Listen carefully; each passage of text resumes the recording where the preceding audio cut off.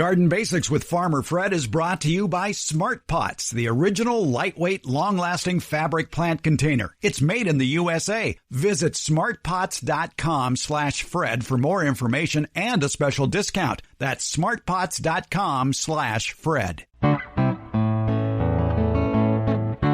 Welcome to the Garden Basics with Farmer Fred podcast. If you're just a beginning gardener or you want good gardening information, well, you've come to the right spot.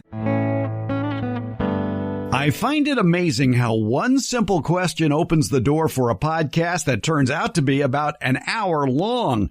Well, today, here on episode 240, we delve into the world of potatoes. How to grow them, how to store them, and the question that started all of this from a listener, what are the best potatoes to grow?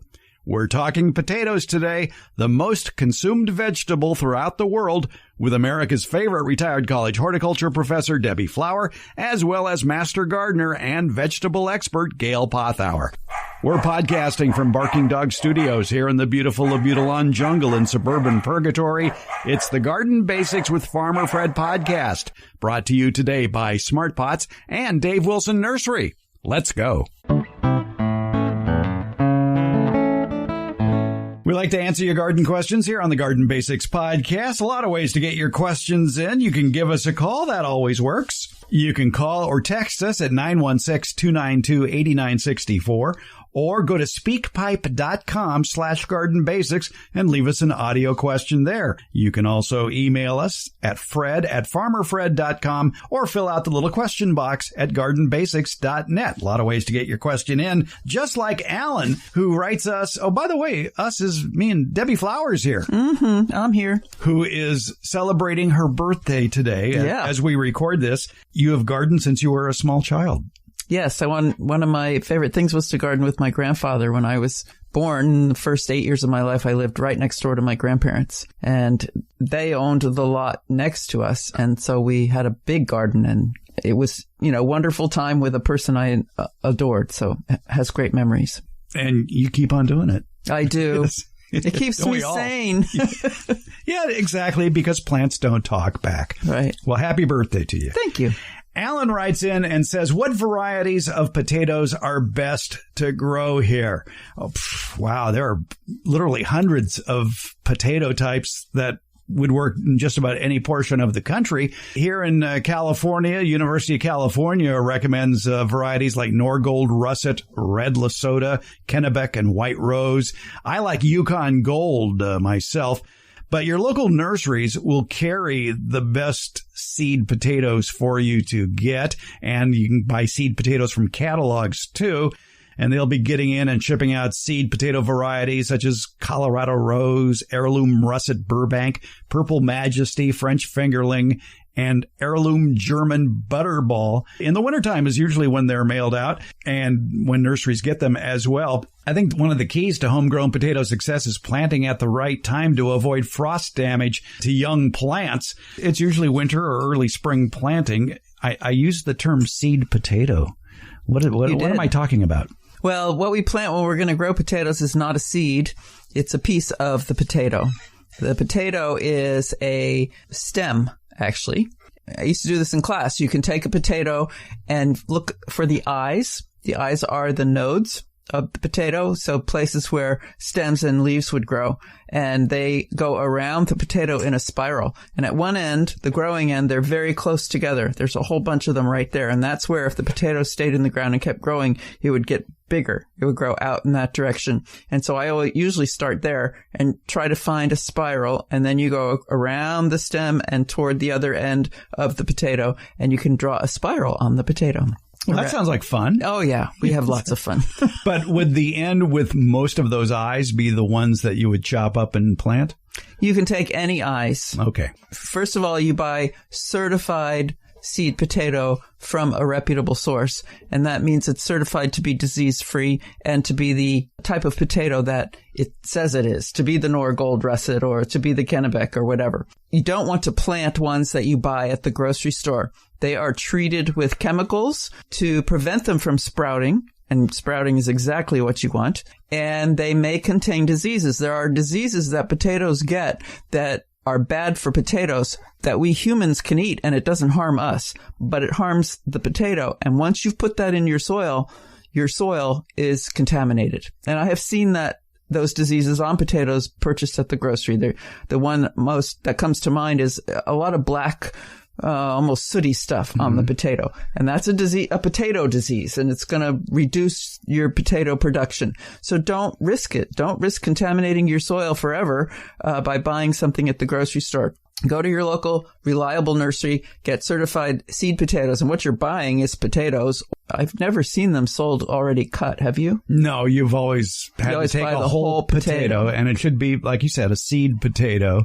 One thing I've heard, and it's probably true that I do, is cut it up so there's 1 or 2 eyes per piece and let it sit out on the kitchen counter overnight to allow it to callus over because it might rot otherwise. Yes, they contain a lot of water. They're very wet. And when you cut, liquid oozes out, and that's a great place for microorganisms to grow. And there are, hopefully, if you have a healthy garden, there are lots of microorganisms in your soil. And if you put that wet, uncured piece of potato in the ground, they'll just go right for it and it'll rot in the ground. So yes, let it dry out on the counter for at least 24 hours. So you want to use seed potatoes. And we get another question from Bill, who writes in and asks, what's wrong with using some of the potatoes from our earlier harvest to plant a new crop?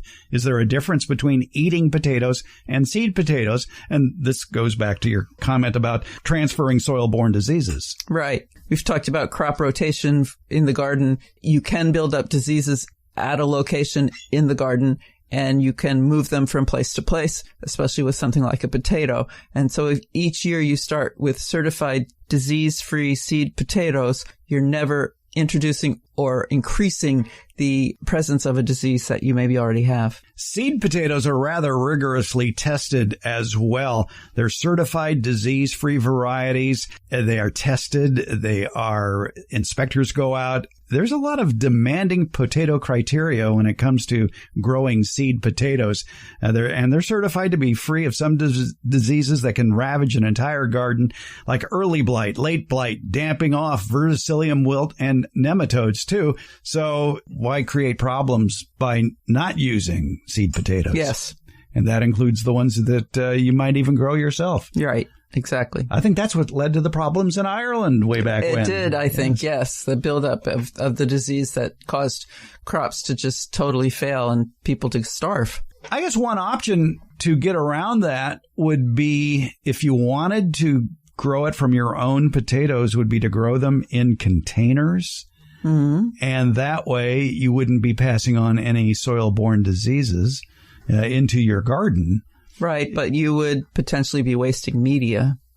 Yeah, you would have to throw out the media. Right. But for a lot of people, maybe a large container, 15-gallon container or larger, might be the only way they can grow potatoes. And it's a wonderful way to grow potatoes. In fact, even given that I have soil available to grow potatoes in the ground, I might choose to do it in a container anyway, because my experience is once you have a potato patch, it's always a potato patch because something comes up every year. Something comes up every year. You never get every little tiny piece of potato stem out of the ground. And so it overwinters and it grows the next year and you've got more potatoes and more potatoes. So having it in a container limits where those potatoes are. I like to think of it as the Alstroemeria of the vegetable world. You can never get rid of it. Growing in a container also allows you to control the texture of the soil. Mm. And if you have clay soil or very rocky soil, you might get some funny looking potatoes. But in a container with container media, it's going to be pretty open and easy for the potatoes to form nice shapes. And containers, too, are easy to cover. You can throw a frost cloth over it if when you planted it, you thought the weather would be fine in the future, but a sudden weird frost comes up. You can cover it with a frost cloth. Yes, and these potato pieces, as you said, are available in late winter, early spring, the certified disease-free seed potatoes. And then they're planted 4 to 6 weeks before the last frost or the predicted last frost. Yeah, isn't that a mystery now? Yes. Yeah, good luck on that. Moving target. They like relatively, for me, it would be here in California, relatively cool soils. So anything above freezing. So that means you can work it. It's not frozen solid. And up to about 70 degrees, up to when you're going to be putting or have recently put in your other summer crops. So you're going to dig a hole, a trench or hole, 4 to 6 inches deep, and put that cured piece of certified disease-free potato in there. And it must have an eye on it. That eye is a node, and that's where the new growth is going to grow from. Should the eye be facing down or up, or does it matter? It's not critical. Okay. The plant will figure it out. Unlike, say, garlic. Yes, where you do want to plant it root down. As that plant grows, as that potato plant grows and it emerges from the soil after you've planted it and covered it with a couple of inches of soil, I guess it's a good idea to put more soil on top of it. Right, because the potato that is your crop, what you want to harvest is stem that grows underground. And so if you cover up the stem that's above ground, it will make new stems underground and you will have more potatoes. Same is true with growing them in containers. Start with a couple of inches of soil in the bottom. Lay the seed potato pieces on the top. Cover with 2 inches of soil. As the sprouts grow, repeat the process of covering until you're about within a couple of inches of the container top or so. Right. And then you will get a plant. It's a kind of a pretty plant. And it will flower. So they do flower and they can make seed. We don't use that in reproducing them, but they will do that. The whole crop is typically 120 days or about 3 months from the time you plant your chunk of certified disease-free seed potato and the time you're going to harvest. You can harvest the young ones, the little ones, when flowering has finished.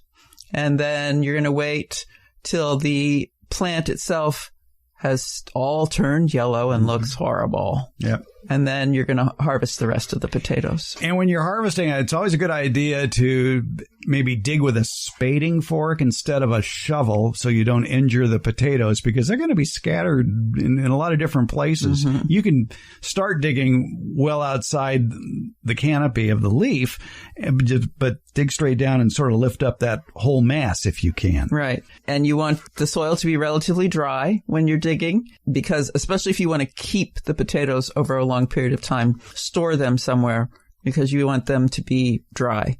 So you take them out and just brush the soil off of them. Yeah, right. Don't wash them. Don't wash them if you want to keep them. If you're going to use them right away, you can wash them, but keep them dry. And then when you in a dark, cool place, but first you have to lay them out and let them cure for how long? Let them rest so they dry completely outdoors or in a warm area, covering to avoid greening, then store in a cool, dark place. They don't know either. Yeah. You want to let them dry. You don't want them to wrinkle, cure. Then you can put them into a cool, dark place, not touching each other.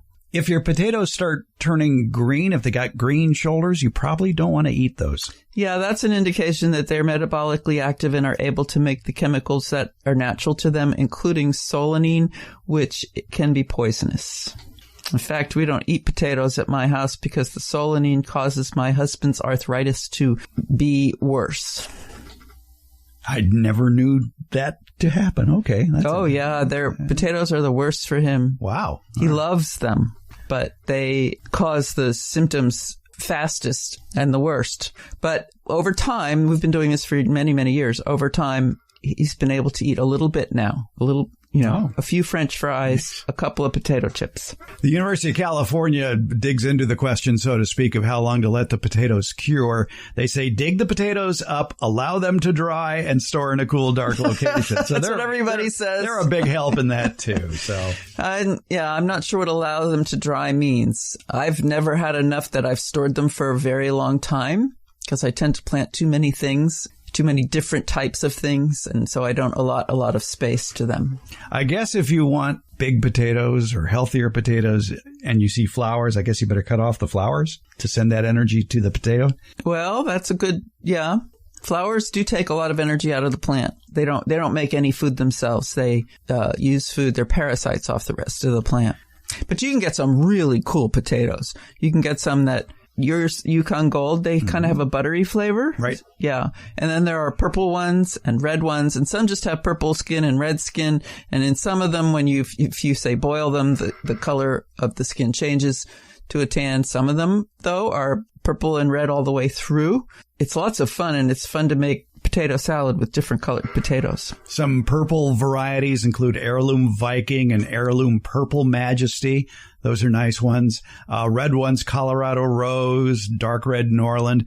And French Fingerling is kind of interesting. It's sort of a small potato. It almost looks like one potato would make about 4 French fries. Mm-hmm. Yeah, the fingerlings tend to be long, more French fry shaped. Yes. Long and thin. I was reading somewhere that the potatoes we buy at the grocery store have been very much influenced by what the fast food restaurants want. They want a certain size, a certain quality to the flesh, because they use them strictly for for French fries. So there's a lot more to the potato world than we experience by just buying at the grocery store. Idaho would cease to exist without fast food restaurants. Oh, yeah. Potatoes are king. All right. A lot of good potatoes out there. Try some heirloom kinds. Try some ones that you see at your local nursery as well. And again, the nursery will stock them when it's time to plant. It's a little confusing here in California because in our area, we have 2 potato planting seasons. One season is December through March. And then we have a summer planting schedule for potatoes here in August and September. So if you miss the August-September planting, do it in the winter. Right. We have a long growing season here. Good luck to Alan.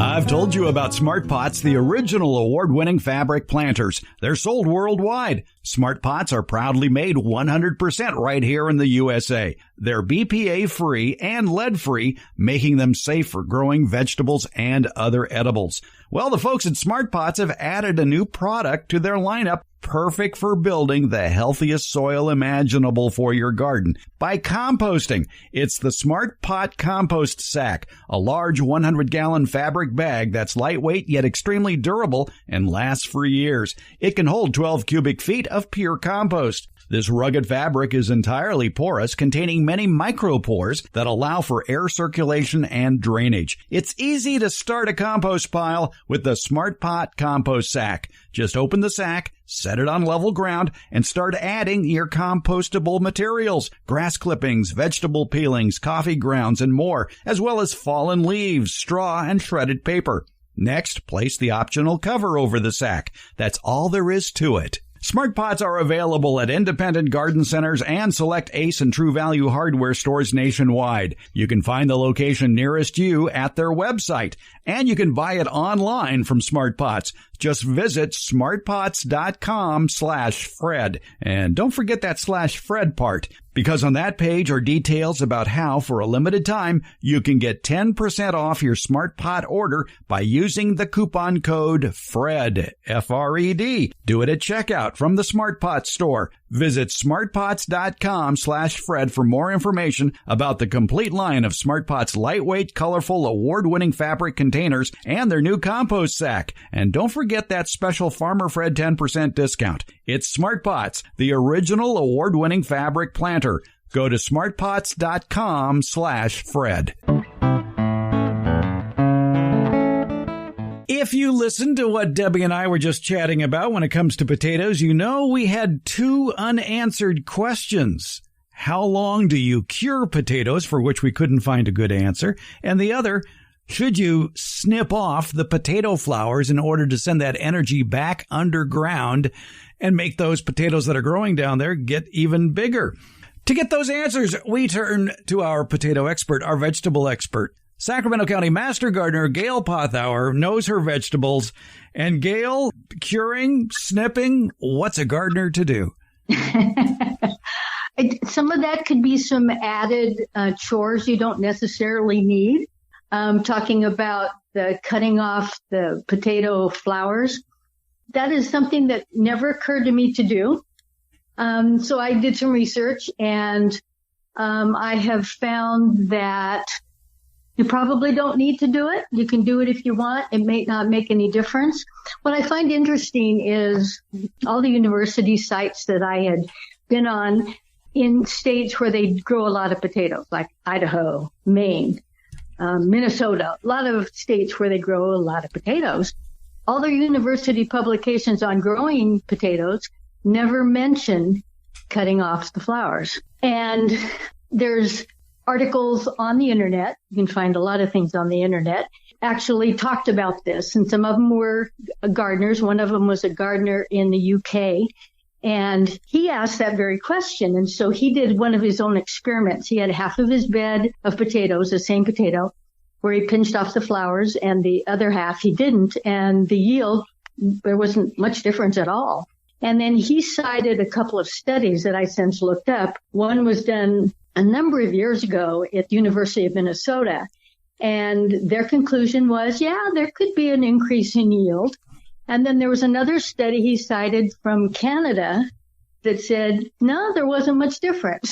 So I think the jury is still out on that, whether or not it's beneficial. It probably doesn't reduce the yield, but whether or not it increases it, I don't know. That could be kind of a fun experiment if someone wanted to try that in your own garden, is grow the same variety of potatoes, half of them, take the flowers off, and the other half don't, and see if there's any difference. Some plants, after they flower, if they happen to get pollinated, could develop what's called a berry. It looks like a little green tomato, and there are seeds inside of that. Those seeds are only really used by breeders, so it's not worth keeping them. You might want to pick those off, because if you have children or grandchildren around, that could be a temptation for them to eat that, and that is toxic. So certainly you might want to take those berries off. But I've found in all my years of growing potatoes, some plants never have flowers, which mean they'll never have berries. And some that do flower and have berries, they're not very many. I mean, I may only have one or two plants that have berries. So I don't think you're going to have a lot of those. But you might want to take the berries off. But do the experiment, see if it works, for you, if you have a difference in yield. Yeah, by the way, for new gardeners, don't confuse the potato with the potato vine. The potato vine is an ornamental plant that just happens to have the name potato in it. You're not going to get potatoes on it. Now, curing potatoes. Why do we need to cure a potato? What is curing? Curing the potato. It's when the potato gets to its mature length, its mature age. The skin on the potato will start to toughen up. And before it reaches that point, the skin can slip off easily. Think of the potato as it's a stem, a stolon or a stem, that has bark on it, like the stem of a tree has bark on it. The trunk and the stems of trees have bark on it. Kind of similar on a potato. It's a bit of a stretch, but I mean, it's similar to that. And the skin of the potato, until it reaches maturity, is real thin. It's respirating. It gets very complicated about the cell structure and all that, but it easily will slip off. When you cure the potato, it's now ready to harvest. So you'll cut off the irrigation, cut off the plant at the soil level. We like to put a little bit of straw on top of it so that any potatoes that might be close to the surface or kind of sticking out of the surface won't get exposed to sunlight. That causes greening, which is a little toxic, and we can talk about that later. But kind of cover it with a little bit of mulch, turn off the irrigation, and leave them in the ground for about 10 days, 2 weeks. Then after that period of time, root around in there, pull out a potato, and see if the skin is getting rougher, maybe not barky looking, but it will look rough. If you rub it with your thumb, the skin won't slip off. If it does still slip off, leave them in the ground for a couple more days, try it again. So what you're doing is you're letting the skin toughen up so that the potato can then be stored long term. Some varieties store longer than others, some only a few months, some, 4 or 5 months. But that toughened up skin will let it store longer. Yeah, I guess one way to describe it also would be when you go to the grocery store, you'll see several bins with potatoes. Of course, there's the russet potatoes. The baking potato has sort of a kind of a rough, thick skin to it. But if you go over to the refrigerated section in the vegetable department, you'll see new potatoes, and they have a much thinner skin. Yeah, and the new potatoes they have a real thin skin. It will actually slip off if you rub it. The new potatoes are formed when the potato plant is flowering. So that's the point of growth for the plant. It flowers and it triggers it to bulk up the tubers. So the tubers that are underground are starting to bulk up, you could then go in and rob a few new potatoes. They're not going to store because they have this super thin skin. So if any that you would harvest as new potatoes, you'd want to cook them that night. Now, we should point out, too, that when we're talking about curing, it's for the storage of potatoes. Because when you harvest a potato, you can go ahead and eat it that night if you want to. Oh, right. And if in the process of harvesting the potatoes, if you've dinged them up a little bit, you've bruised them, you've gouged them in some way with your spade when you're getting them out of the ground, yeah, you would eat those tonight. They're not going to store. And so another reason for the curing is not only to toughen up the skin, but if there's any blemishes that might be on the surface of the potato, those could maybe heal over a little bit, as long as they're not anything too deep. I find that I'll get out there with my fork, my big spading fork. I think I'm far enough away from the plant, and I put it in the soil and pull up the potatoes, and I invariably will spear a couple of them. So those you would definitely not want to try to store. Anything that has a major blemish like that, you'd want to cut it open, clean it out, make sure it's doesn't have dirt and things like that, and eat it right away. If it's too bad, I'd toss it.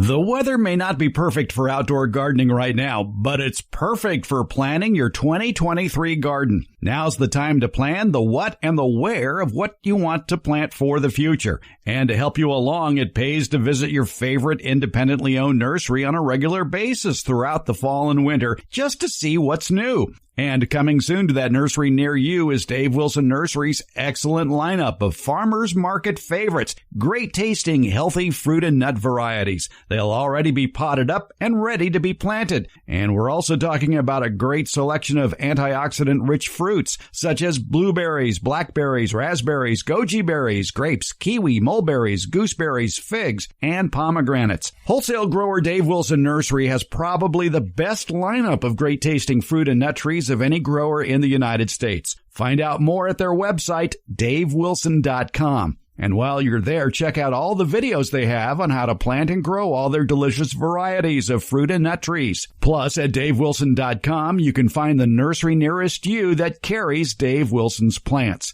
Your harvest to better health begins at davewilson.com. We got another question in from a listener over on the Facebook page who asked about using organic potatoes for seed as opposed to grocery store potatoes, which have been treated with a sprouting inhibitor. I think we come back to that problem of, well, it depends what was in your soil. Well, that's true. We always recommend that if you are going to plant potatoes and you want to buy seed potatoes from a reputable nursery or potato grower catalog, whatever, that they sell certified disease-free seed potatoes, because it's real easy to pass along symptomless viruses and other diseases that in the potato that was in the plant, you don't see it in the potato. So if you went to the grocery store or farmer's market and purchased organically grown potatoes, that means they were just grown using organically acceptable pesticides. They can still have some pesticides that are used, but they're organically acceptable. It doesn't mean that they are disease-free. And I can give you an example of this. Please. This is the kind of do as I say, not as I do kind of thing. Exactly. We always say use certified disease-free seed potatoes that you've got from a reputable grower. Well, I was at a farmer's market one year and bought some potatoes that were grown organically, and I had some left over and decided, well, what the heck? I'm going to just try growing these potatoes. So I put them in one of my raised beds, and the potatoes grew, and the plants did great, and I harvested potatoes, and they all had scab. Common scab is a bacterial disease. It's pretty common in potatoes. Well, I had it in all the potatoes that I harvested. So I now have scab in that raised bed. Now, whether or not it came from that potatoes that I planted or some other source, It was a good lesson. I don't do that anymore. And if I am going to grow any potatoes in that bed, which I would not do 2 years in a row, I always get scab-resistant varieties now that I buy because I perpetuated scab. So it could be something you do at your own risk. They would still always recommend getting disease-free certified seed potatoes. Yeah, I was amazed to learn just how little seed potato you need to really have bountiful production. I think the figure was somewhere along the lines of 2 pounds of seed potatoes will produce something like 50 pounds of potatoes.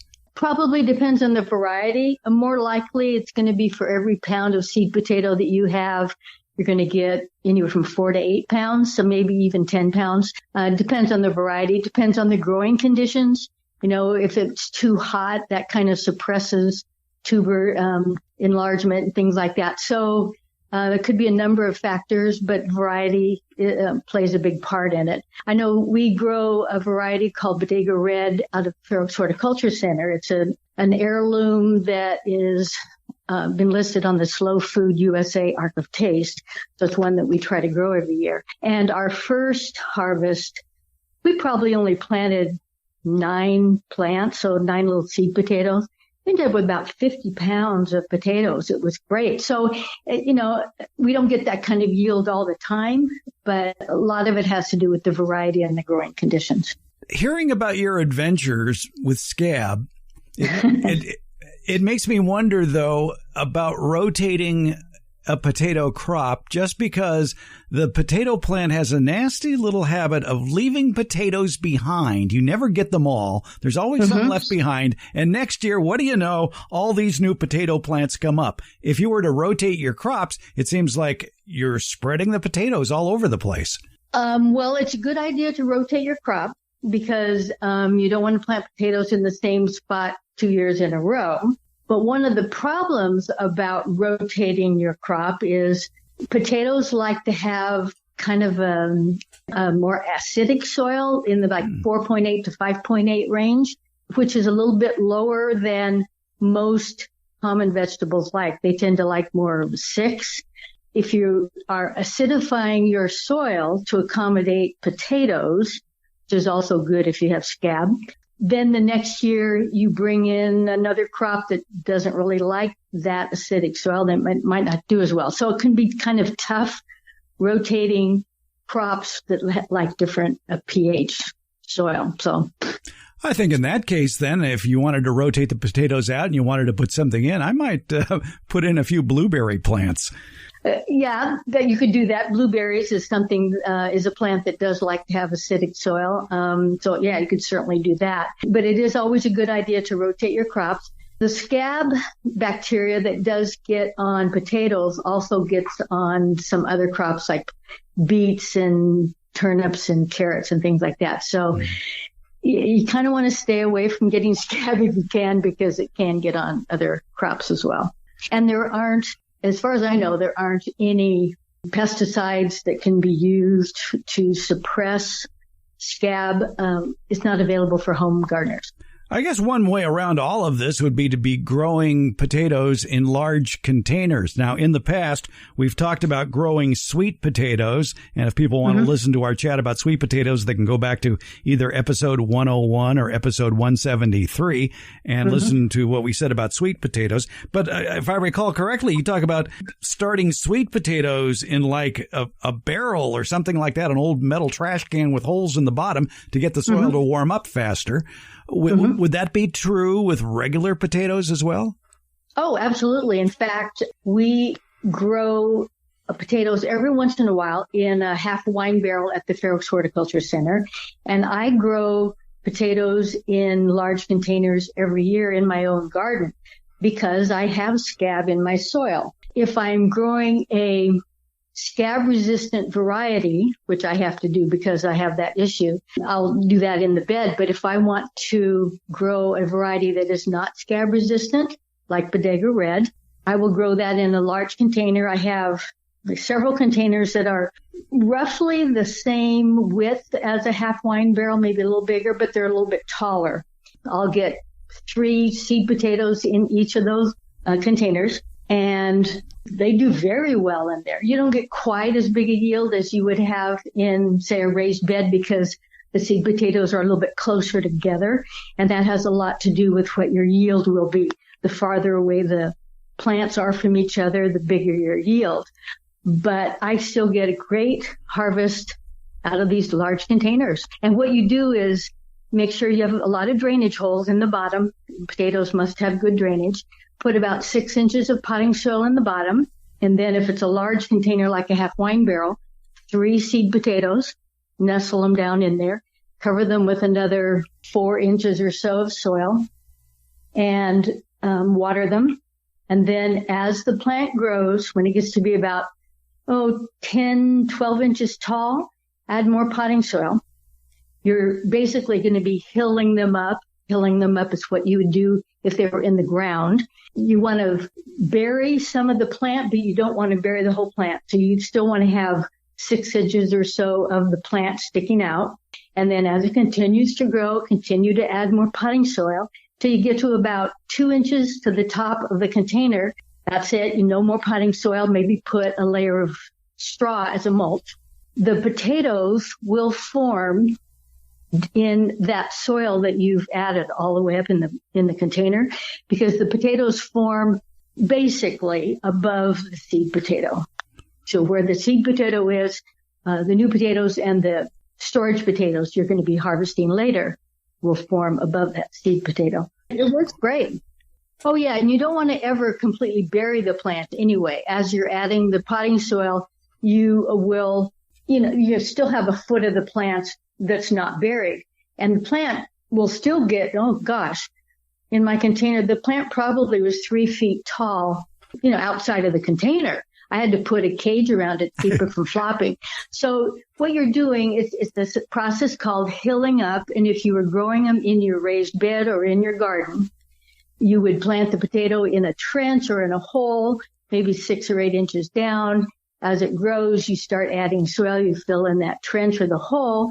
And then as the plant continues to grow, you could kind of scoop up soil from the surrounding area to make a little mound around the plant. So what you're doing is giving a place for all the tubers to form within that soil. And then it also excludes sunlight, because light that gets on potatoes, if they're exposed to sunlight for very long, the skin can turn green. And that's a toxic alkaloid that's called solanine, that if you ate a lot of it, it could make you vomit and have diarrhea. Typically, it's because it's bitter. People wouldn't eat that much to actually get sick. But that's the whole reason or one of the reasons for hilling up, is to keep the sunlight excluded. I'm glad you cleared that up about how much soil to put up around the plant, because a lot of sites are very vague on how much soil, as far as do you cover the plant or not cover the plant? They don't really say specifically. So you do want to leave a certain section of that plant still exposed to the air.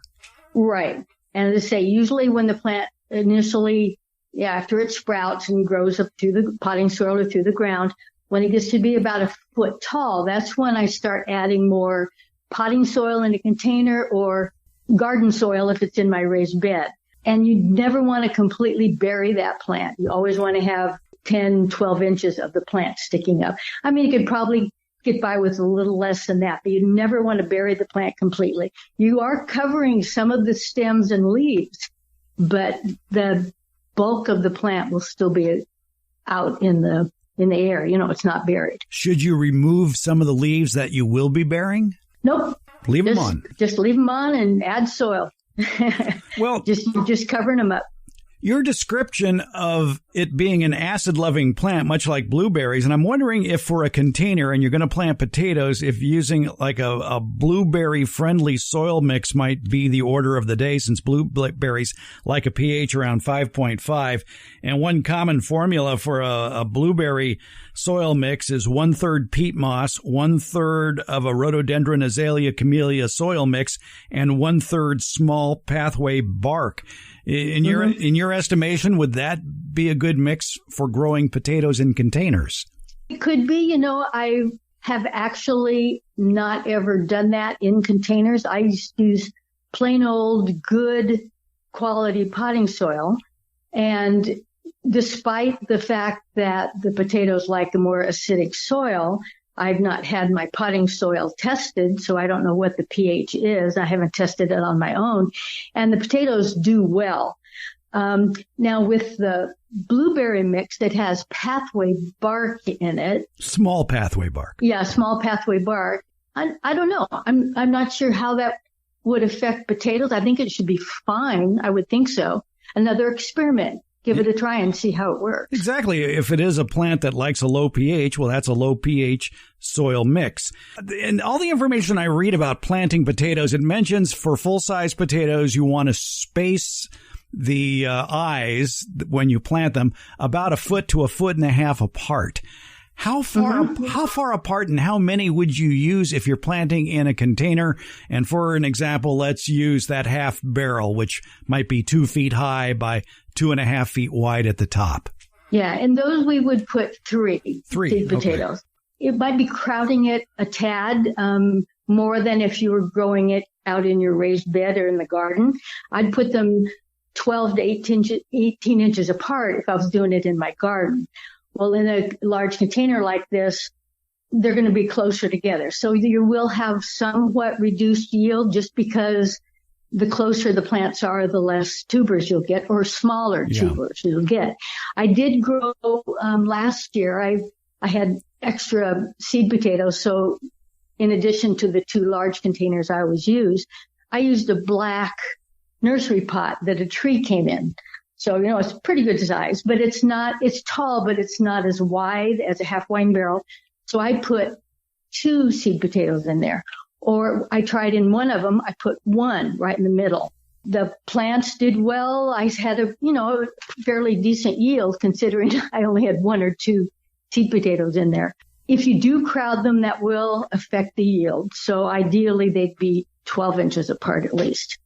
All right. So it's up to the individual gardener as far as how many you put in there. But certainly I would err on the conservative side. And if it's, say, a 15-gallon pot that might have a diameter on the top of 12 inches or so, I might only put 2 in.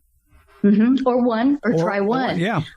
And I've heard of growing them in a grow bag or, some other type of bag, as long as it has good drainage. Bags tend to be a little smaller. Maybe just put 1 in. If it's a grow bag that's got a fairly decent diameter, you could do a couple in there probably.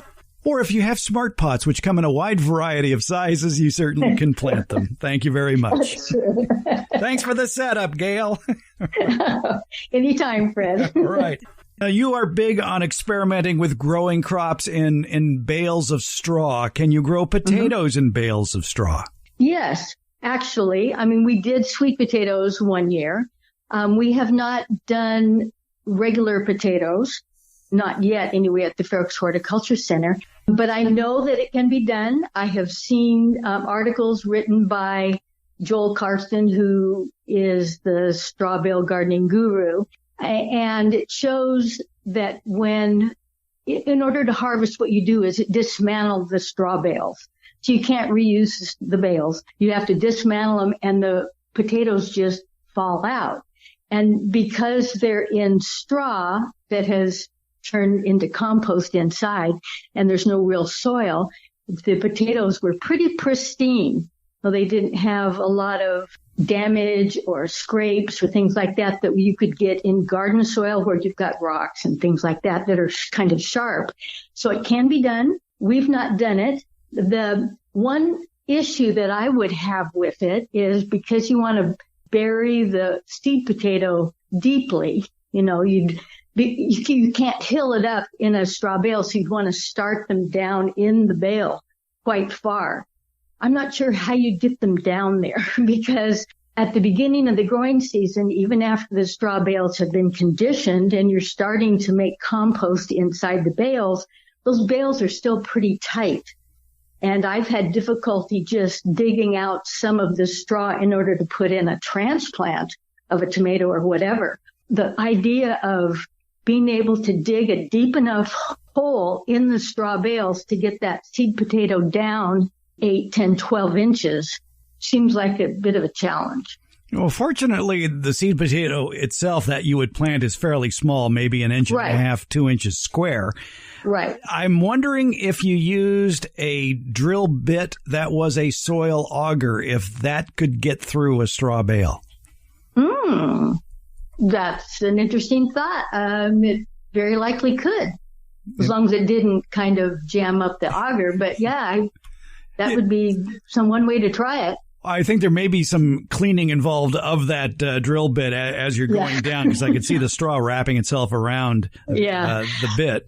I do know that there were some articles I've read over the years. I think Sunset Magazine had one, Fine Gardening Magazine had an article about growing in straw, but it was straw that was put into a cylinder. So you'd plant the seed potato right at the soil level. You wouldn't really bury it much, maybe an inch or two below the ground.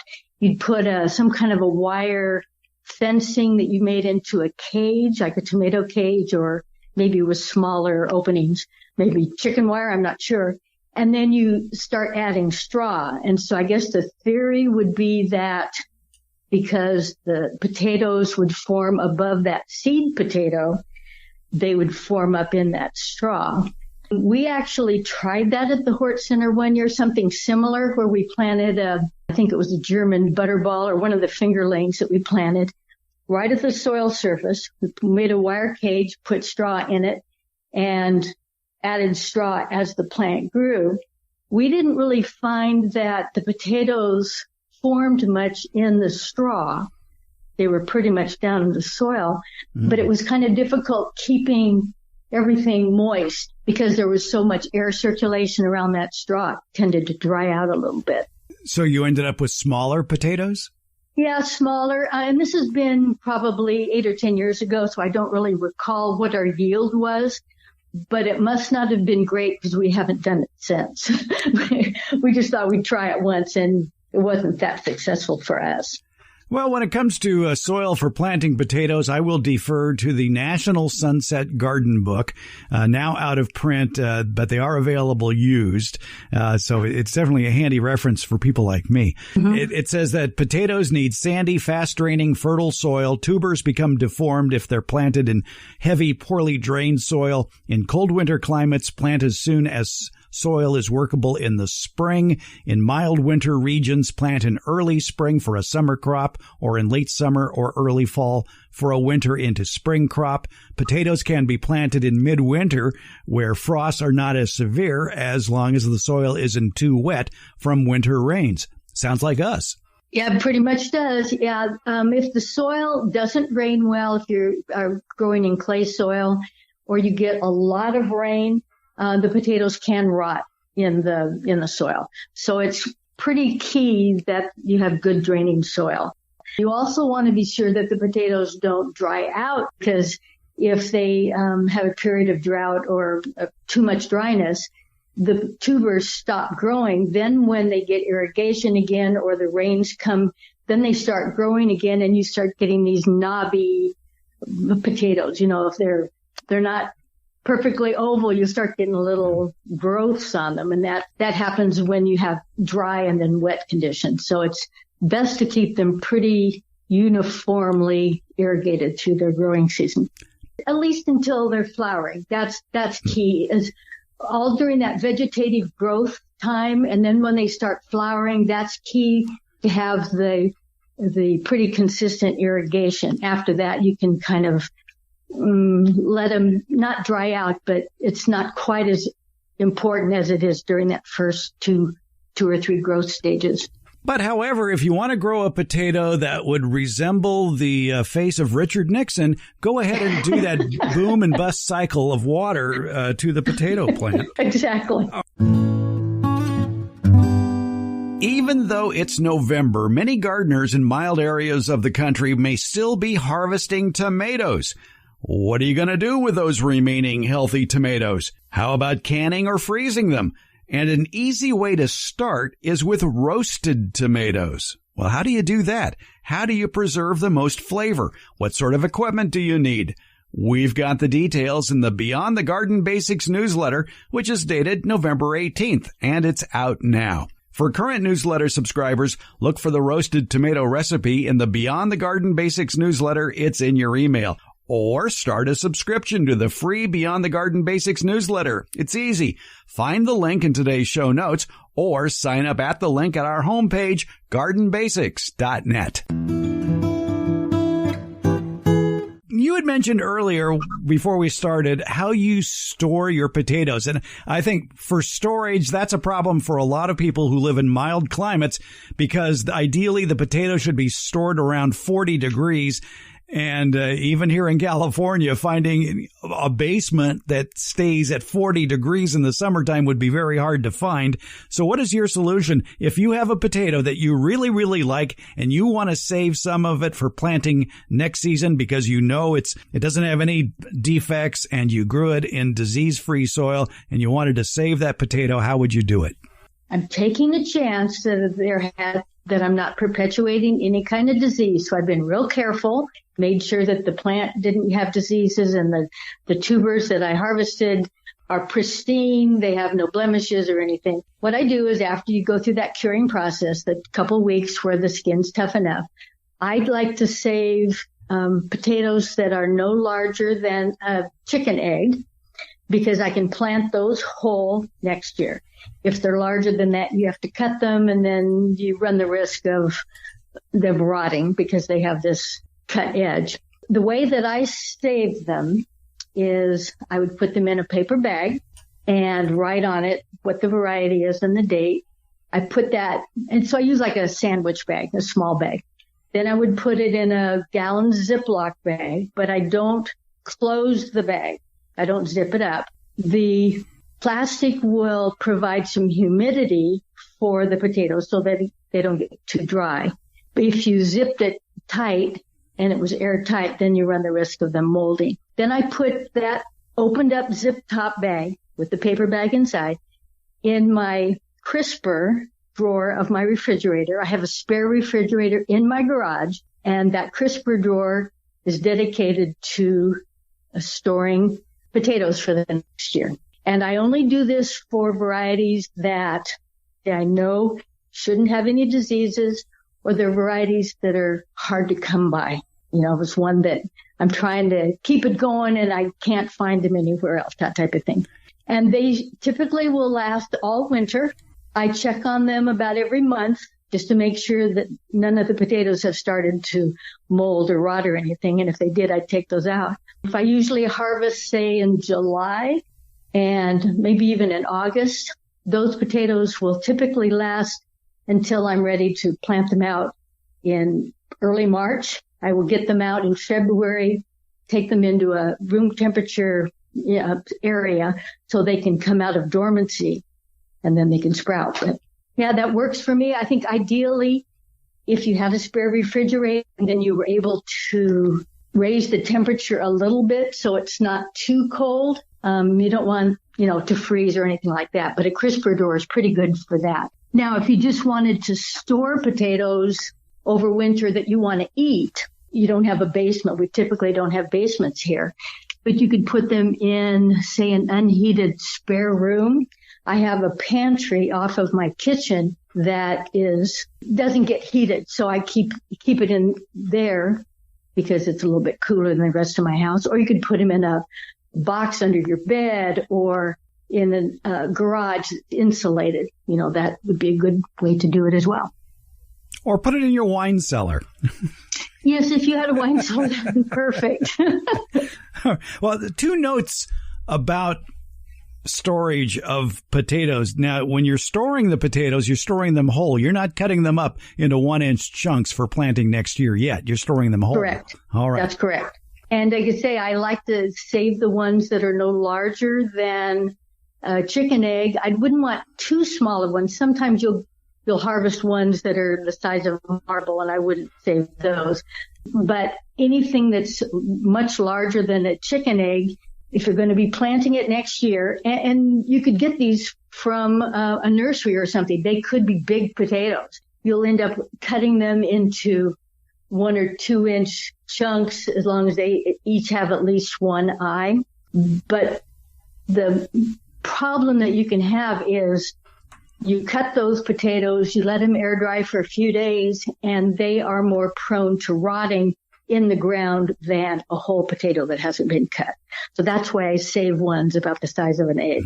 But for people who may be getting confused, because we talked about with Debbie about when you're ready to plant your seed potatoes and you have that whole potato, is to cut it up into chunks where there is 1 or 2 eyes and then let them sit on the counter for 1 to 3 days to callus over. Right. And it will callus over, but because it's been a cut side, it is a little more prone to rotting in the ground than not. We have had pretty good luck. Every once in a while, we'll have a couple of them that won't sprout because they've rotted in the ground, and they've happened to be ones that we cut. But say a whole small potato is a little less problematic. There are some things you can do. I've read where they say dust the cut edge in wood ash or some other material. But I'm not sure I would want to do that because wood ash is very alkaline. And if you have scab in your soil, alkaline soil can perpetuate scab. So you'd want to have a more acidic soil. So I would stay away from the wood ash just because it would not be good for the scab in my soil.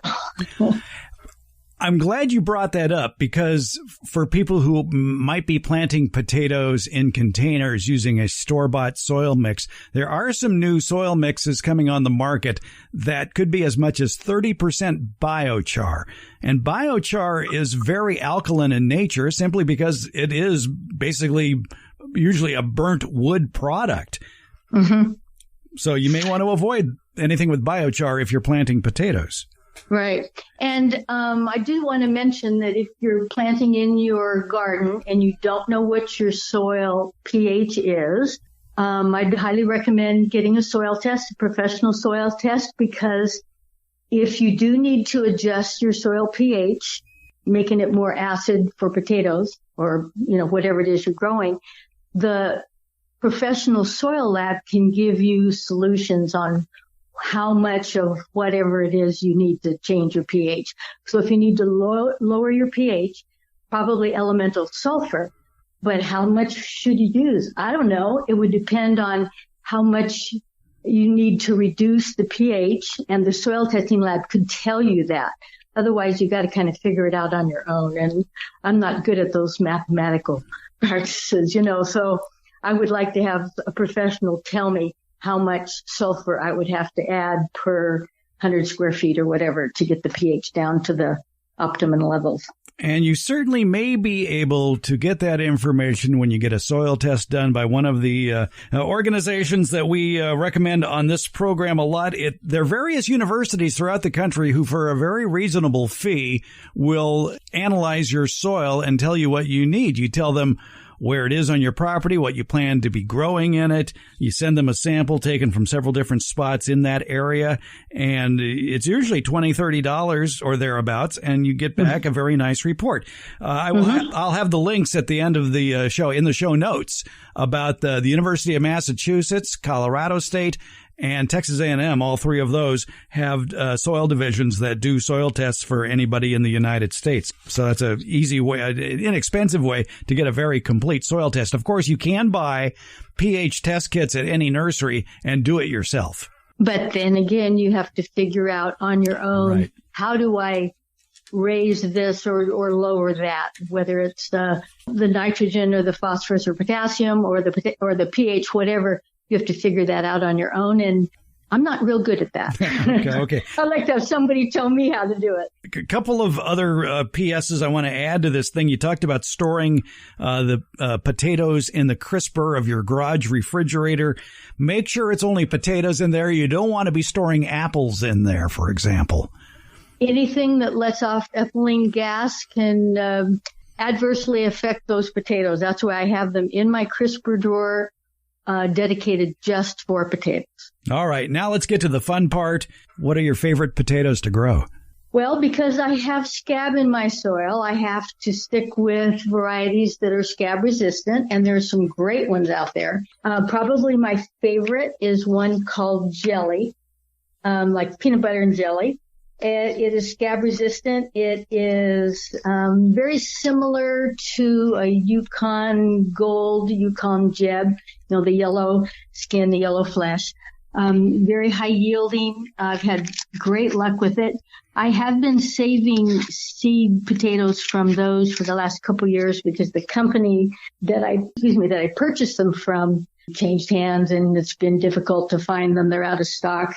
So I do save those potatoes. The ones that I save, I grow in containers, so I'm sure I don't have any diseases.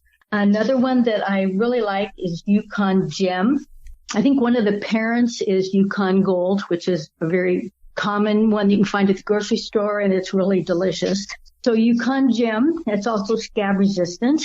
There's one called Russian Banana Fingerling that's really good. It's scab resistant as well. Fingerlings are ones that are shaped like your thumb, kind of. They're long and skinny. They tend to be a little more late season, so they take longer to grow. And another one called Corolla is another scab resistant variety that is golden skin and flesh. It kind of medium, large, oval tubers. It's also a late variety. So those are the ones that I tend to stick with. I need to have the scab resistant. But then another one that's great, and we grow at the Fair Oaks Horticulture Center, is Bodega Red. It's an excellent potato. I don't personally grow it because it's not scab resistant. I do grow it in a container, but I don't grow it in my garden for that reason. But it's an excellent variety as well. A little hard to find because since it's been listed on the Slow Food USA Arc of Taste, it's one of those heirloom varieties kind of went out of existence because of neglect or whatever, and Sonoma Slow Food is trying to bring it back. So they're trying to get enough growers to grow it that it will become available for the general public. If you're going to be planting potatoes next spring, this would be shopping season, and put in your reservations for those varieties that you want. The potato, it's a key world food crop. It's produced in something like 130 nations, more than any other crop but corn. It's grown from sea level to 13,000 feet. Its edible dry matter accounts for the highest volume of food consumed in the world, more than fish and meat combined. It's high in vitamin C and potassium, very high in protein for a vegetable. It's nearly fat-free. More potatoes are consumed by the world's population than any other vegetable. Why not try it in your garden? We learned a lot about growing potatoes with Gail Pothour, Sacramento County Master Gardener. Gail, thank you so much. You're welcome, Fred, anytime. Wow, that was a lot of information about potatoes today, but perhaps during all of that you had questions in your mind, such as, what exactly is potato scab? Where can I get my soil tested again? What is the Slow Food Arc of Taste? And where can I find the Sunset National Garden Book? By the way, how do you condition a straw bale? And what were all those favorite potato varieties that were mentioned? You can find that information in today's show notes, which are usually available wherever you get your podcasts. And if they don't have it, find it at our homepage, gardenbasics.net. That's where you can also find the link to the weekly newsletter, Beyond the Garden Basics. At gardenbasics.net, you can also find transcripts of many of the episodes, including this one. And by the way, thanks for listening.